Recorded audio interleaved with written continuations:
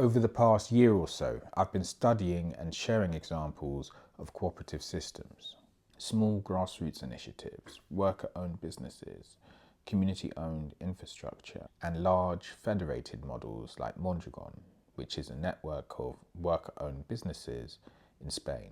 One of the things that becomes very clear when you look at those examples is that cooperatives don't always start fully formed. They evolve over time. But that raises an important question for those of us trying to build something today. When should a cooperative actually formalize? Because a lot of people assume that the moment you start working with others, you need to create a legal structure. But structure becomes more relevant when people are relying on each other, not just collaborating. Working together can be temporary, experimental, or exploratory. Relying on each other means shared risk, shared consequence, and shared obligation. Sometimes structure is introduced before that reliance actually exists. Now, don't get me wrong, formalizing early can be strategic, especially when you're deliberately building long-term infrastructure. But that's different from formalizing just because you've started working together.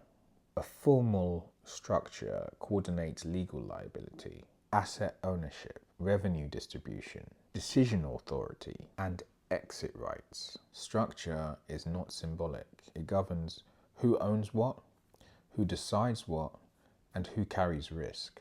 When those pressures aren't there, the need for legal structure is usually much lower.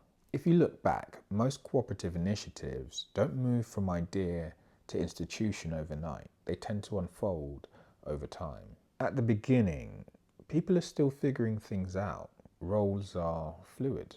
They're testing ideas and they're seeing if there's real commitment. At that point, consequences are limited and arrangements are relatively easy to reverse. You might be experimenting with a small local project or collaborating with people in your industry. Early on, it's usually unclear who will stay, who will leave, and what the project will actually become. As activity within the cooperative starts to repeat, expectations will naturally start to form.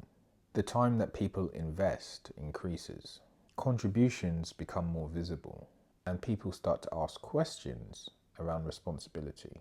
At this point, nothing may be legally formal, but the social weight of the arrangement begins to grow. Over time, shared assets may enter the picture. Revenue may start to come in. Decisions might start affecting more than one person's livelihood. Reputation becomes tied to continuity. When that happens, uncertainty has real consequences. And at that stage, structural clarity tends to matter more because the risk has become real. The key transition for a cooperative is not from informal to formal status. What changes over time is how much people are actually relying on the arrangement. Now, one of the biggest sticking points in this conversation is money. People assume that the moment money is spent or pooled, that structure becomes necessary. But spending money and sharing risk is not automatically the same thing. Contribution in the early stages is usually uneven. Some people invest money, others invest time. In the early experimental or exploratory phases, those imbalances are common and not always formalized. If funds are pooled for something small and reversible, the consequences may still be limited. It's when money, labor, or decision-making becomes tied to shared assets, contracts, or ongoing income that the pressure for structure starts to increase. Another dynamic that complicates this is third-party funding. External funding often requires legal structure, and when grants or investment are on the table, formal structure can start to feel urgent. That urgency, however, is typically driven by opportunity, not always by shared reliance. As a result, groups may find themselves formalizing before the internal dependence has fully formed.